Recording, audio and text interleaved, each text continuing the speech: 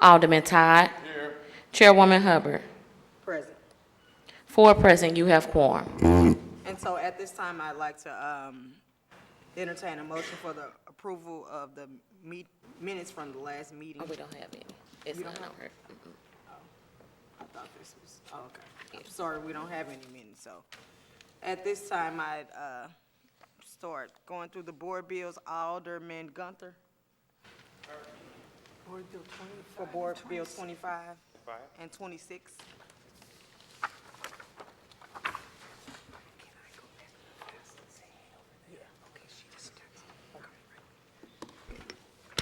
Thank you, Dan.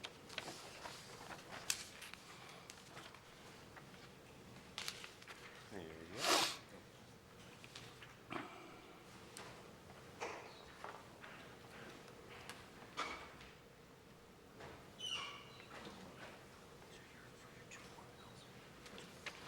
go. Good morning. Thank you, Mr. Chairman and Madam Chairman and board members. First board bill 25 is for a abatement at 3230 Oregon. This property was a long vacant home. It's kind of close to the Gravois corridor, the Jefferson Gravois corridor. Oregon is one of the blocks that I've been kind of making exceptions on and taking requests for abatements because for so long Oregon had just about probably 75% of the houses vacant, maybe 50% of the houses vacant, a lot of burnouts. So we're trying to get there. We've had a lot of development on Oregon. So this developer has asked, they're taking a 2-bedroom, 1-bath, renovate 2 apartments for 2-bedroom, 1-bath apartments. This is on our abatement map. It is in the area that allows for a 10-year abatement at 75%. I'm trying to keep everything at 5 years, so I told them that I would be open to a 5-year abatement. So this is asking for 5 years at 75% abatement of their post-construction cost. So not a whole lot to it other than just a renovating a vacant home and trying to get 2 nice apartments out of it. So with that, I will take questions on Board Bill 25. Okay. Alderman Narayan. Could you give me a little bit of context about the block surrounding the parcel?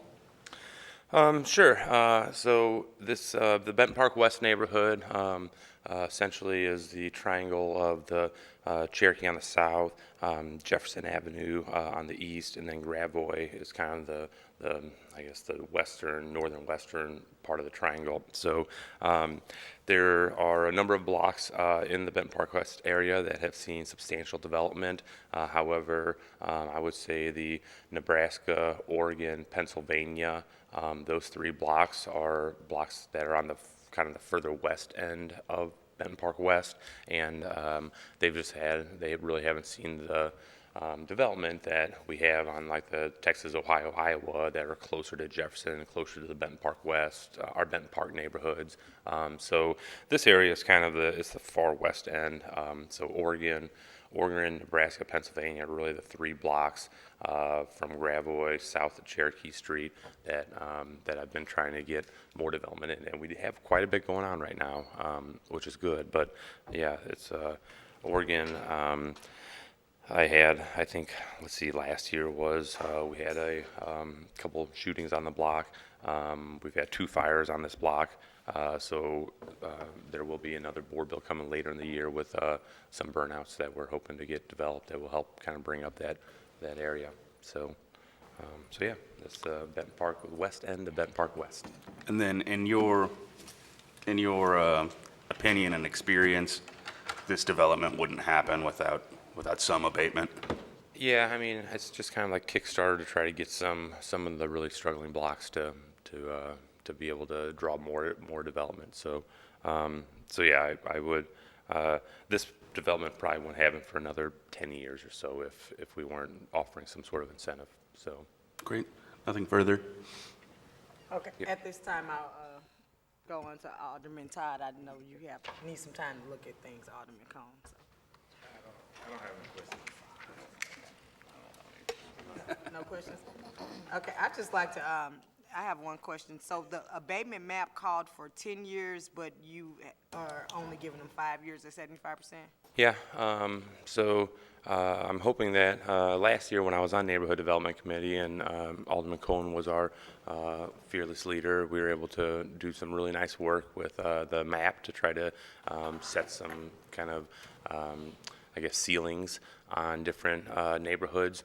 And this is Benton Park, so just east of Jefferson Avenue, the Benton Park neighborhood, we haven't given any abatements over there in the last 2 years. And then this area that's from the Jefferson over to Gravois, I'm hoping that, within the next year, we'll start even dwindling those down to maybe 5 years at 50% or just no abatement. So although the map says that they're eligible for 10 years at 75%, I'm trying to keep things to get people off of the incentives, so I over 5. Thank you, and I know that's a huge step for you, Alderman Guenther, because initially you were Yes, totally right. against tax abatements, but That's that right. learning curve is Yeah. kicking in, and There are areas that need incentive, yeah. so Of course, in North St. Louis, we try to never give people voted the one most that down in they North can, St. Louis. So. I appreciate your efforts with that. If there are no further questions from the committee, I'll entertain a motion. I move that we pass out Board Bill 25 with the due pass recommendation. Second. Madam Clerk, can you call the roll? Alderman Moore, Alderman Cone, Aye. Alderwoman Murphy, Alderman Bosley, Alderman Ryan, Aye. Alderman Todd, Chairwoman Hubbard. Aye. 4 aye votes. Okay, Board Bill Thank you, Madam Chair. 25 is out with a due pass recommendation. Next, we'll hear Board Bill 26.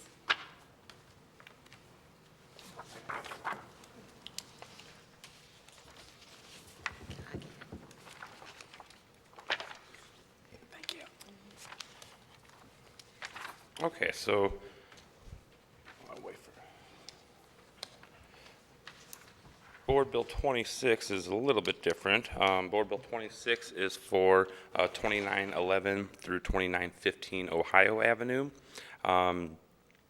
This block, if you can look at the map here, has a very large parcel of land around it. So this is actually owner-occupied home. The family that's been living there has been there a number of years, I would say over 5 years, maybe close to 10 years. But this parcel of land sits in an area that was kind of settling. So they were looking at either redeveloping this property, or they were looking at tearing it down and possibly building something new, because the entire front wall is kind of crooked. They have some side walls leaning. So I met with the owner of the property, and they decided to go with rebuilding the structure. They're currently in the process of gutting the entire building, and then from what I understand, the entire front wall of this building is going to come down, and they're going to rebuild it and straighten up the walls and straighten up all the brickwork. The surrounding land that you see around it, according to this little map in the middle, it looks like a huge parcel of land. Well, they're actually urban farmers, so they have a giant urban farm around their house here, and so that's why they wanted to keep this property, redevelop it, raise their family there, and farm a large parcel of land around them. So it originally was a 4-family, small, like 2-bedroom, 4-family flat.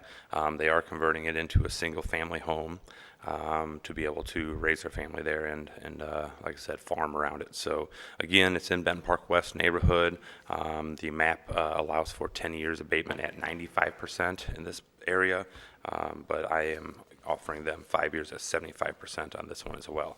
So it's a neat house, but it really, after we met with them, I didn't want to see another house torn down and just, although I love the farm area, but I thought it would be great to keep the family actually surrounded by their farmland. So with that, I will take questions. Okay, Alderman Cone, No questions. Alderman Ryan. Yeah, so you said that you had a chance to discuss this project with the family living there. And is it your understanding that they'll continue to live there after this redevelopment? Oh yeah, they have a couple small kids, love the city, love farming, going out in their backyard, and they have chickens running around, and they have a hoop house. And so they make their living pretty much off of farming that land there, so they plan on staying there. And then if you kind of like look at this map, what's directly to the west of it, these two large parcels on Iowa, that used to be the South City Day Nursery, which was a nursery in existence for over 100 years there. So they kind of purchased a lot of, when the nursery moved out, they moved, I guess, up in the 6th Ward, I believe, up at Russell and Jefferson. They purchased a lot of the vacant land that was the playground and other parts of the nursery, and kind of made their own little urban farm there. So they plan on sticking around. Cool. So, Nothing further. Alderman Todd? I don't have any questions. Okay, I just have one quick question. So with this urban farm that surrounds the property, do they donate any of it to the existing neighborhood? It's their or- business. Yeah, it's their Okay. business. So they do cut flowers. They do a lot of stuff for restaurants, like microgreens for restaurants. So yeah, so that's actually like their family business. So And how long have they been in this particular? I want to say they've been there at least 5 years, possibly up to 10 years that they've owned the property. But I know they've been living there 5 years. And then Southside Day Nursery, probably a little over 5 years ago, also moved, and then that's when they started acquiring the parcels of land around it. So Okay, thank you. It seems like it's something really exciting Yeah, it's a for the neat- neighborhood. yeah. I love the whole notion of the urban farms and stuff. So if no one else has any other questions, I'll entertain a motion. I move that we pass Board Bill number 26 out with a due pass recommendation. Second. Madam Clerk, please Previous call the roll. Hearing no objection to previous roll, Board Bill 26 is out with a due pass recommendation. okay, thank you, Madam Chairman, and thank you, committee. Appreciate it. Thank you. Thanks, Dan. Next, we'll hear Board Bill number 23, Alderwoman Middlebrook.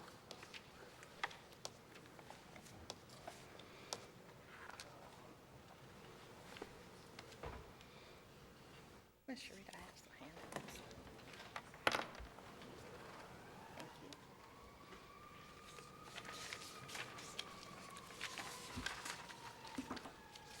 Thank you.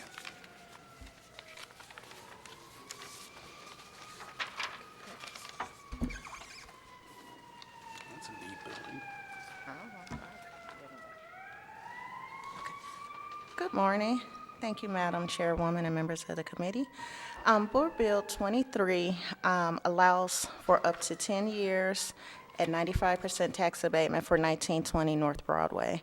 The developer Blackline bought the building for $706,000, approximately $706.53, and will invest over $4.3 million into the renovation of the building.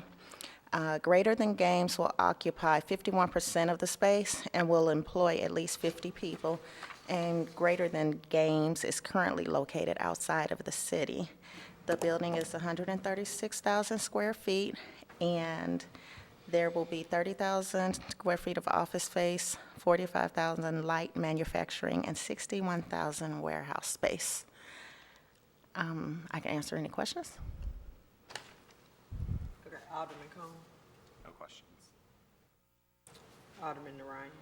Yeah, what is Greater Than Games? I have someone here that can tell you better what they are. I do know that they are a manufacturer of games. So, Developer, Michael Suarez is here, he may be able to answer your question. So, a couple things, construction costs have actually come up to closer to about $5 million, so spending a little more. Greater Than Games designs, manufactures, and distributes board games. They kind of tend more into that Dungeons and Dragons type genre. They're at trade shows. And then they also make their brands. They have other kind of accessories and other things that go along with that. We're also currently negotiating a letter of intent with a solar company that designs, manufactures, and distributes solar panels. They wouldn't be doing manufacturing from this location, but they would be doing their office and distribution. So that would be another, they plan to office about 20 people there. So, and we still have a good amount of space still to lease that we're talking to several others.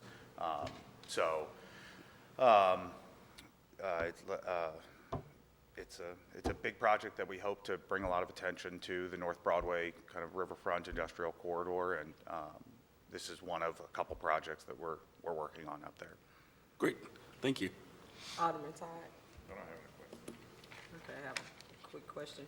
And so basically this is a warehouse and you all will have various tenants? Correct, yeah. It's 136,000 square feet, so it will be multi-tenant. I mean, I would love for it to only be one tenant, but it will be multi-tenant. Combination of office, warehouse distribution, light manufacturing. We've got large parking lot, loading docks, all that. It was originally the headquarters of the American Brake Company in the early 1900s, till about the mid-century. And it's a big, huge, solid, concrete, historic, gorgeous warehouse that back about, I think about 10, 15 years ago, another developer tried to do, but ended up foreclosing on the property. So it's been long vacant. Thank you, and congratulations on this as well, Alderwoman. But yeah, it's, Middle- we gotta get it Middle, finished. I can see it coming, and it's definitely the right type of use for this area. Our ward's closely borders, and sometimes you can't tell her ward from my ward, but I will say that office space is going to be a hot item in that vicinity in the next couple of years. And our lease rates for office, are going to be in the, $6 to $7 a square foot range. So we're really targeting some of these younger, innovative companies that can't afford Cortex or downtown or Central West End that need, a great location. I mean, we're less than a mile from, downtown, and hopefully to offer some really nice options for that. So. Great. If there are no other questions, I'll entertain a Well, motion. actually, now that the developer's up, I have a Oh, ton okay, of go questions. ahead, No, I'm kidding. Okay, so at this time, I'll entertain a motion for passage of Board Bill 23. I move that we pass Board Bill 23 out with a due pass recommendation.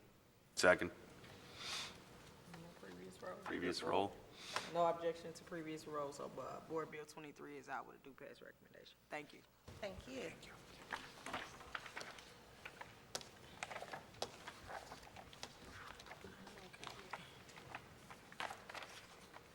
Next, we'll hear Board Bill 70, Alderwoman Shamim Hubbard.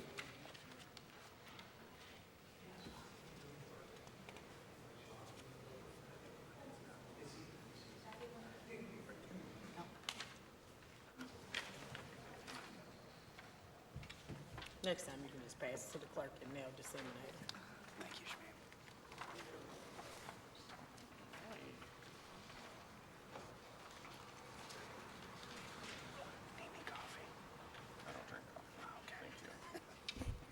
Good morning, Madam Chairman, members of the committee. Board Bill 70 is tax abatement bill on the property at 5236 Vernon. And I passed out sheets with information.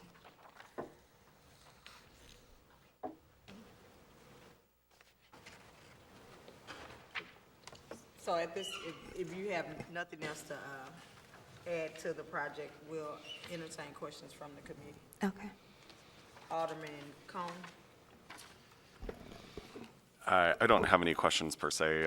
One of my best friends lives on this block. So it's exciting to see there's, some projects happening over there. Yes. The block is a really gorgeous block that has a need for a little TLC in some situations, but it's super exciting to see this.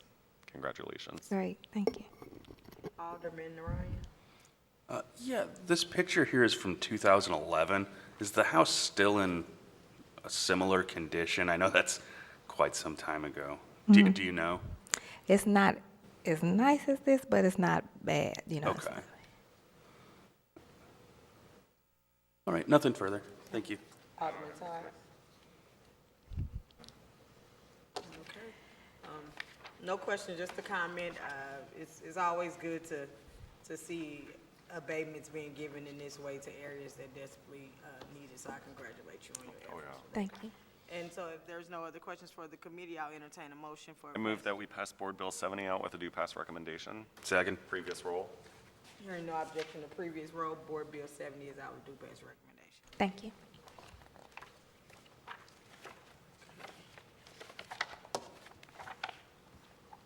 And so next we'll take the Board Bill of Alderwoman Davis. I believe Zachary is going to handle that bill for her. Board Bill 61. Good afternoon, Zach Wilson with SLDC.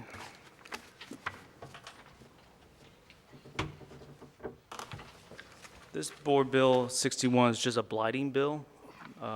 Tax abatement will be handled through the 353 of the SLU 353. It's basically several warehouses and manufacturing buildings that are vacant. Eventually will be Mill Creek Flats, mixed-use building, apartments and commercial on the first floor. So this bill just basically states that the area is blighted. Okay, at this time, we'll take questions from the committee. Alderman Cone. So we're just passing the Chapter 99 here? Correct, just the blighting section. Is this is this area, because I know it's somewhat close to the rail lines, is it in an enhanced enterprise zone? Yes, it is. Okay. Do we anticipate tax abatement for this property in the Yes, future? we do, correct. It is, but it'll be handled through the 353. So this is included in the SLU 353 as Correct. well? Yes. Okay, well, you know how I feel about that as well, Dale.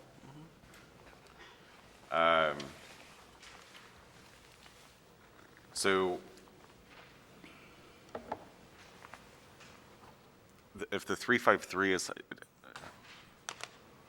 help me wrap my head around this. So it's already included in a 353. Why do we need to pass the Chapter 99 then? If it's already in a area that's been blighted and Yeah, underneath it's a a master new development construction project, have 100 and how many units? About 110 units. Just to step back, the developer bought the Steel Coat building, which is just east of this, and has renovated it, and it's just about finished. It's about 30 units, I think. He bought the building next to it. He's renovating that for another 25, 30 units. And then to the west, he's going to tear down the one-story industrial buildings. I think there are 3 of them, and build this new building, which will be sort of the front door to that whole complex. But this building, because of the new construction, he is also requesting a sales tax exemption on the building materials. And in order to provide that for him, LCRA has to own the property during the period that it's constructed. And in order for LCRA to own the building, it has to be in a redevelopment area. So that's the reason we're doing the Chapter 99. But Mr. Wilson just said that it's already in the 353 area. It is, So but if- that doesn't qualify it for LCRA acquiring the property for the purpose of the sales tax exemption. So whatever, I don't know how that's going to work out, whatever SLU gives them in terms of tax abatement, that will be there, but this would be a separate activity, and that would be for the sales tax exemption. Can you educate me, though, on why we would need the Chapter 99 if it's already in the 353? Because LCRA, the fact that it's in a 353 doesn't provide for LCRA to acquire and own the property. So what in Chapter 99 qualifies it that wouldn't have already been in the 353? Because Chapter 99 is what LCRA operates off of. Okay. So LCRA can acquire property in Chapter 99 areas, but it doesn't work in 353 areas. So with LRA, or else it would be the LCRA. LCRA who's acquiring it. So with that arrangement, what money does SLDC or LCRA put up front for the acquisition, or is it? No, it's a zero acquisition, Okay. and zero acquisition when the developer buys it back. I think we've talked It's before just about. transferring title. Yeah, right, it's just strictly that. Okay. To provide for the sales tax. And as we've talked about, the sales tax is based on materials. It only really affects materials that might be bought in the city of St. Louis as far as St. Louis is concerned. And so far, at least, we're monitoring the ones we've done. We don't have a full story on that yet, but it seems like it's maybe 20-25% of the materials tend to be bought in many of these projects in the city.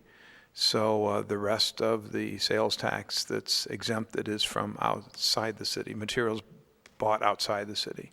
So can you help me understand that? So with the LCRA ownership, the period that they're, owning this property, Right. that's the period when the developer is purchasing equipment. Correct.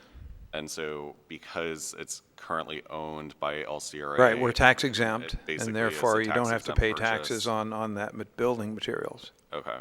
So, but the LCRA would be the one that's actually purchasing the materials, not the developer. In theory, yes, yeah. So, I'm sure the attorneys get that all figured out, because we've done several of them now. I guess still where I'm coming from is at what point in time is LCRA putting money up front?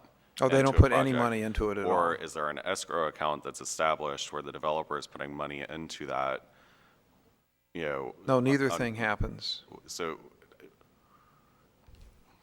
in order to qualify for the sales tax exemption, the equipment, the materials have to be purchased by LCRA. Yeah, technically Right. that's true, So- yeah. So it's like any not-for-profit that goes in to buy whatever it might be, they have a number or whatever it is, and if you give the number to the florist or whatever down on LaSalle Street, then he doesn't charge you sales tax. I get that, Yeah, but there's still the cost of goods, not just the tax, right? You're actually paying for the goods. oh, no, we don't pay themselves. we don't pay for the goods. Who is paying for the goods? And Oh, my how- goodness, okay, well, that's- somehow the developer pays for the goods, because I know we don't pay for anything. How that all works legally, I'm not quite sure, but no money comes out of our pocket to do anything. Okay. I mean, I would like to have a better understanding of that, when we are passing bills like this. So, Okay. I mean, is it- The expert on it is Mark Spikerman probably, so we'll have to have him come over sometime and give you a basic understanding of that. Because you raise a good question. I'm not quite sure how it works, but I know no money comes out of LCRA at all. I suspect, I would like to know whether or not the money is put in by the developer on the upfront into an escrow account, or if LCRA is using some pot of money on their own to pay for it and then get reimbursed by the developer. no, I don't think that Yeah, well, happens. I think it would be helpful prior to us having another meeting, or when we have our other meeting, if we can put that on our agenda so that Okay. people are more knowledgeable Sure. of how that process works. Because it does seem kind of confusing, and some type of money has to transfer somewhere Sure. to make that happen. So I think that's something that we definitely need to add to our next agenda. Yeah, well, I just know, okay.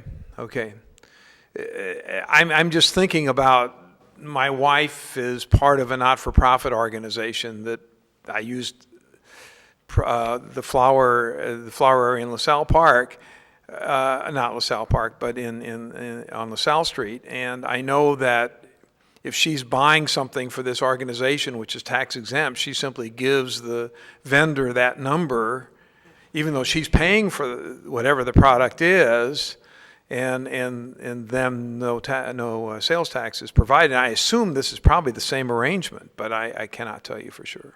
So, but I understand how that works, but in that situation, your wife is paying for it out of pocket. That's true. So, my question is LCRA paying for it out of pocket and getting reimbursed? Yeah, I don't think- no. Where, in that scenario, the city would be upfront paying, out of pocket?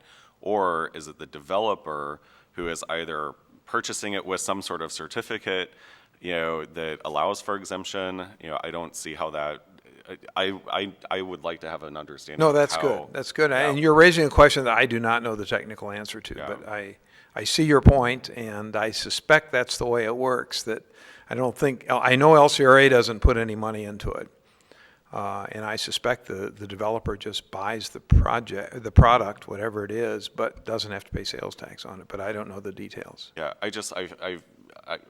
as a government entity, it seems kind of odd that we would just give someone a certificate saying that they're, exempt from sales tax, go buy whatever you need. I would think that certificate would need to have expiration dates on it. I mean, there's a lot of questions. Well, regarding you're that, right, that, because, so- in fact, we just did it this week. We actually get an invoice of some sort from them, and then we have to sign off on it saying, yes, that's, for example, maybe we know that it's up to $4 million. And so we sign off every time they use that exemption, and it comes in groups. And we make sure that it doesn't go beyond whatever the $4 million limit or whatever that is. So I guess I would like to have a better understanding on that. I would like to have a better understanding of it before I vote on the bill. So, until I have that, answered, I would probably either vote present or against the bill, but, which I would prefer not to do. Along that line though, when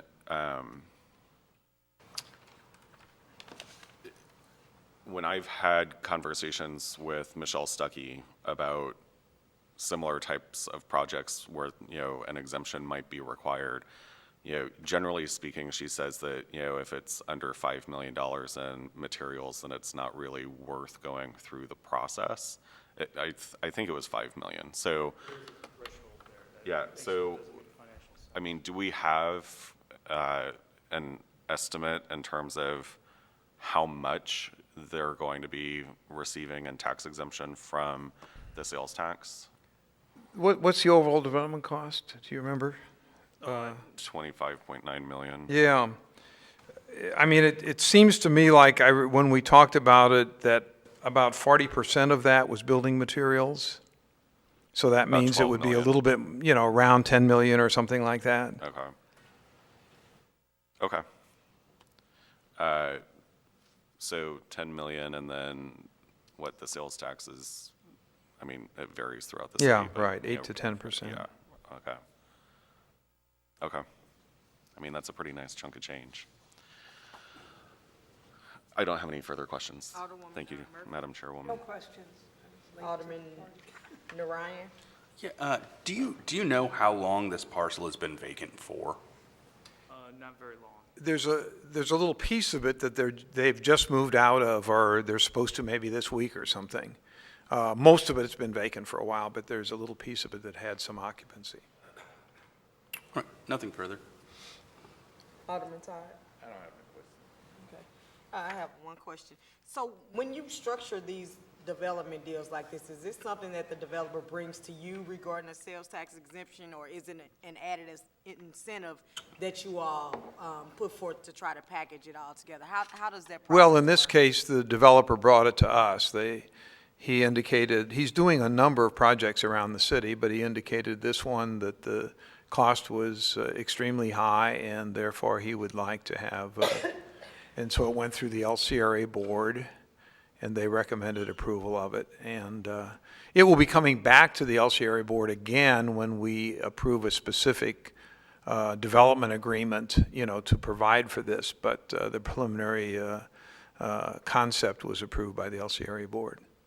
Okay, and has this tool been used in any other areas in the city, specifically like North St. Louis, or is it typically used in like big multi-million-dollar developments? Have we seen this mechanism used anywhere else? Well, we have. As Alderman Cohn pointed out, it's not inexpensive, but by the time you do all the legal work and everything, so it doesn't work if a project, and I don't know if $5 million is the threshold, but it sounds about right. It has to have at least $5 million or so in materials in it to make it worthwhile.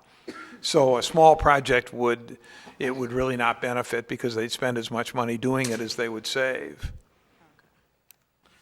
And so typically of these projects where they've used this incentive, where has that happened at? Has it been like in the central corridor or just other big multi-million dollar? Well, it could be any, but the one, Past what we've allocated? or what we've yeah, the one we're just unwinding now, and I say unwinding, it's when the LCRA provides the ownership back to the original developer, is one downtown on Locust Street. But we've done others, and I'm just not quickly coming to mind. Predominantly in the central corridor.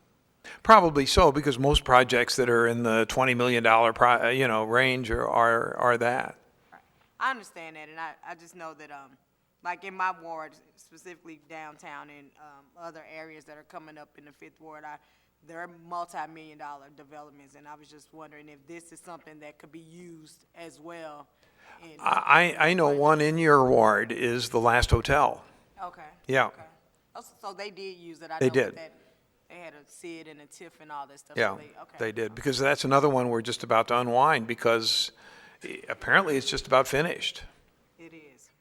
Yeah. Looking forward to. Okay, so, I definitely wouldn't want to hold the bill because I know we are on tight time constraints regarding our Right. session, but it would be helpful that prior to us having another meeting or on Oh. the agenda of our next meeting, if you Okay. give us a thorough update on how that process works. Okay, I'll because- make sure Mark Spikerman is available. Right, because when we're making decisions, voting on stuff, you definitely want to be knowledgeable of how it all works. Agreed. So if there's no, I actually do have one other question, and okay, go I ahead. apologize, Madam Chair. Is this developer also responsible for the area that's directly across the street, across Teresa? Are you familiar? Well, he has bought some property to the west of Teresa, but I don't think he has any development going there. Now, if you're talking about the huge development on the west side of Grand? No. No, okay.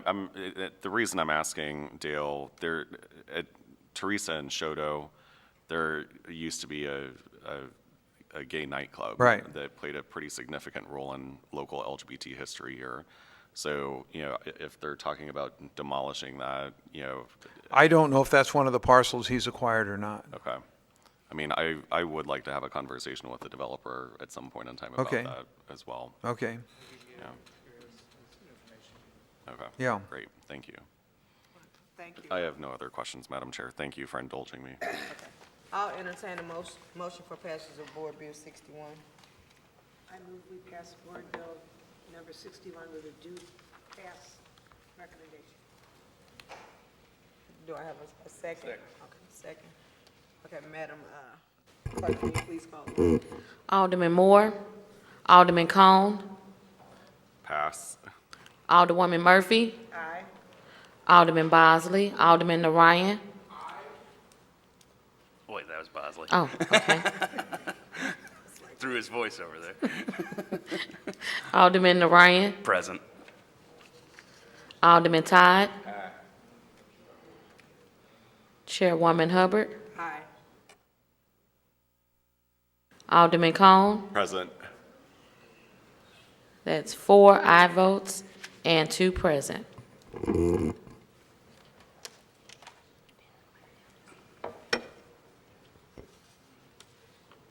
Thank you, so Board Bill 61 is out with a due pass recommendation. So at this time, we'll hear Board Bill numbers 53 and 54 from Alderman Jesse Todd.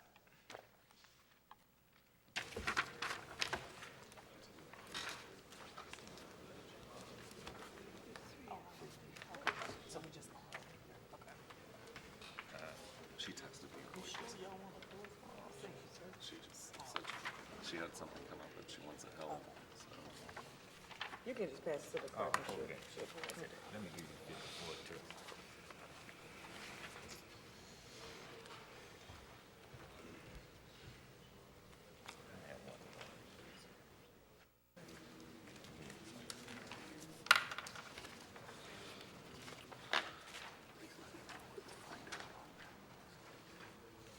I got 53. I just need 54. I don't know SLDC that well. We won't find out. Yeah. We won't find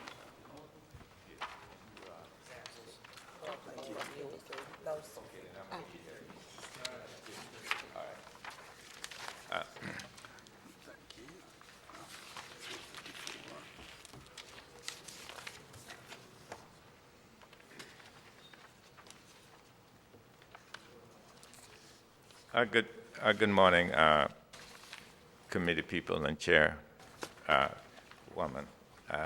Thank you very much for hearing Board Bill 53, which is located in the central west end of our ward, and we need some development in our ward, so you can read the details. And so Okay, so at this, thank you, Alderman Todd. So at this time, what'll happen is we'll take questions from the committee, and then they'll inquire of yourself or someone from SLDC for further clarification. Alderman Cone? Good morning, Alderman Todd. How are you? morning, just fine. Alderman. So I'm just curious, the abatement map that SLDC produced recommends no tax abatement for this area. The issue with this area, it's in part of the census tract that predominantly south of Delmar, and these blocks, just one block south of Delmar, are still in pretty bad shape. And these investment, we go down there, there's still many vacant land, two blocks. So that's why we support tax abatement. You are supporting tax abatement, or you? No, we are supporting tax abatement. But the abatement map shows no abatement. This is one of those areas that's on the fence because of the census tracts through parts that still need it, good areas.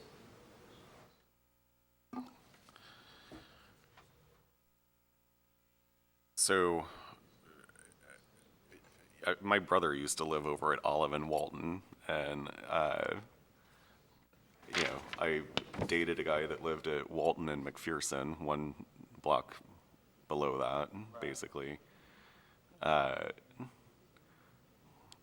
They seem like they're in pretty good condition. Oh, no, I agree on those, especially further south.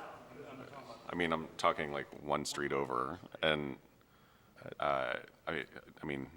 Olive and Walton is literally like half a block, Right. not even half a block. But there's vacancies on Delmar right there, and there's the two houses right behind the one to the right. What is on Delmar right behind there? I'm trying to remember. Is that the funeral parlor, or? No, it's not a funeral parlor. Is that a commercial building, a vacant commercial building? It's a vacant commercial building. Okay. And then the two houses on the east side of Walton, just north of Washington, are in pretty bad shape too. They are in bad shape, And that's the one correct. on the 46, 29 through 31 has no alley access, so it's hard to market, but both these will be owner occupied.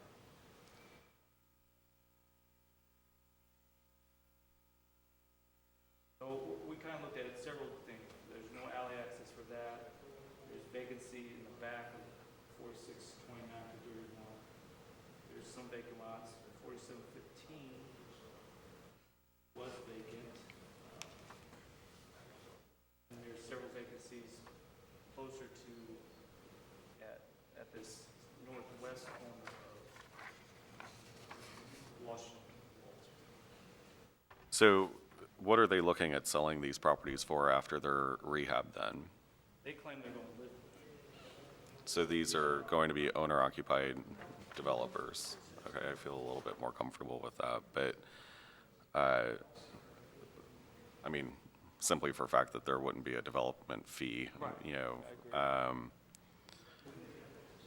I guess my challenge is that, even with the acquisition costs, $140,000 acquisition costs, for a 3-bedroom, granted, it's the West End, so I'm sure that they're probably selling for considerably more than that, generally for a 3-bedroom.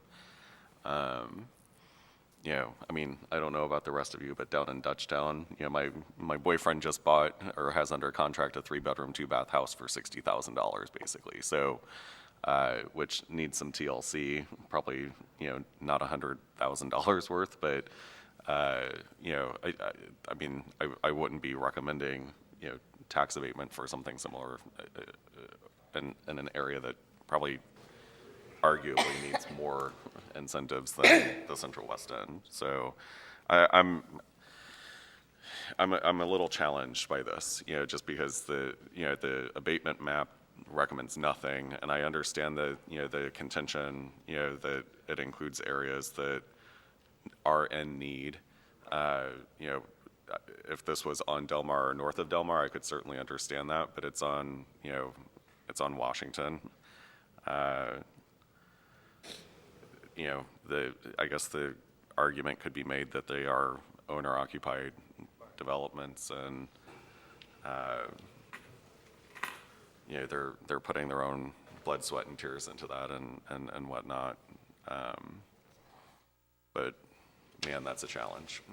So I don't have any other questions. Thank you, Madam Chair. Thank you. If I can just jump in and add something to that, I remember last session when Alderman Kennedy was in this capacity, and something like this similar came up, and I think that when we tried to come up with this map to be kind of rigid in how we allocate tax abatements, because of how diverse that ward is in certain sections, you may have something that's really prominent or of a high value, like maybe just one street over, but then if you go one block the opposite direction, it's decay and it's blighted. So I think this is where the challenges may come in at some time, and I think this is where our leadership should make us look at things at a case-by-case basis.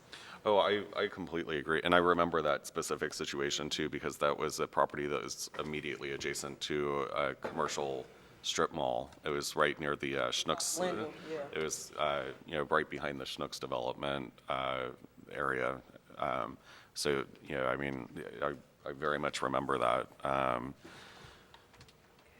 It's still, you know, it's still the Central West End, so it's a bit of a challenge. I understand. Alderwoman Murphy. Yes, I said I would acquiesce to what the chairwoman said. I remember that last year. And I would go with the judgment of, you know, CSLDC in this case. And the abatement is 5 years. It's not, you know, it's not outlandish. I like the fact that it's owner-occupied also. My question is, and I don't even know if you know this, Alderman Todd, are we familiar with that developer at all? Does he have a good track record, or do we not? Do we know?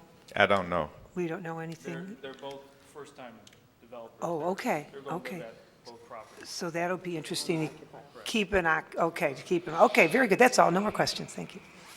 Alderman Bossett. Don't have any questions, just wanted to say congratulations. Is always good when we got development going on, so, you know, do your thing. Thank you. Alderman Narayan. No questions. And I have no other questions, so I'll entertain a motion for passage of Board Bill 53. I move that we pass Board Bill 53 out of committee with a due pass recommendation. Second? Madam Chair, can you please call the roll? Alderman Moore, Alderman Cone, Pass. Alderwoman Murphy, Aye. Alderman Bosley, Aye. Alderman Narayan, No. Alderman Todd, Yes. Alderwoman Hubbard, Aye. Alderman Moore, Alderman Cone. No. That's 4 aye votes and 2 no votes. Thank you, Madam Clerk. Board Bill 53 is out with a due pass recommendation. Next, we'll take up Board Bill 54. Board Bill 54 is located north of Del Mar in an area that is deteriorating, and you can see that it will be renovated, and that area is in need of renovation, and we're asking for a abatement of 10 years at 95% and 5 years at 50%. And I know the area, and I've talked with the developer. Alderman Cone? Yeah, this is, I mean, unquestionably one of the most beautiful neighborhoods that needs so much attention. It does. Yes, it So does. it's awesome to see that there's, you know, developers that are interested in doing the work up there. So I appreciate you working with them and offering them the incentives that they need to make projects like this happen. Because Thank you very much. it's just a beautiful, beautiful area.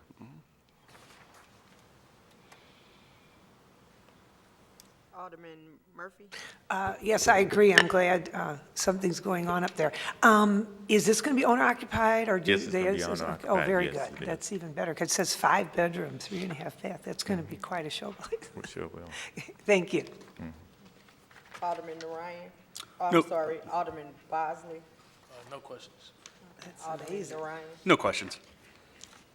And I have no questions. I just want to congratulate you on your leadership regarding this, Mr. Todd. So having no other questions, I'll entertain a motion. I make a motion that we pass out Board Bill 54 with a due pass recommendation. Second? Second. Madam Clerk, can you call the roll? Excuse me. Alderman Moore, Alderman Cone, Aye. Alderwoman Murphy. Aye. Alderman Bosley. Aye. Alderman Narayan. Aye. Alderman Todd. Aye. Chairwoman Hubbard. Aye. 6 aye votes. Okay, so Board Bill 54 is out with a due pass recommendation, and at the request of the sponsor for Board Bill number 63, we will not be hearing that today. So if there's not any other more, no. Thank you. Thank you very much, committee chair and committee members. If there's no more commentary regarding anything, our meeting is adjourned. Very good.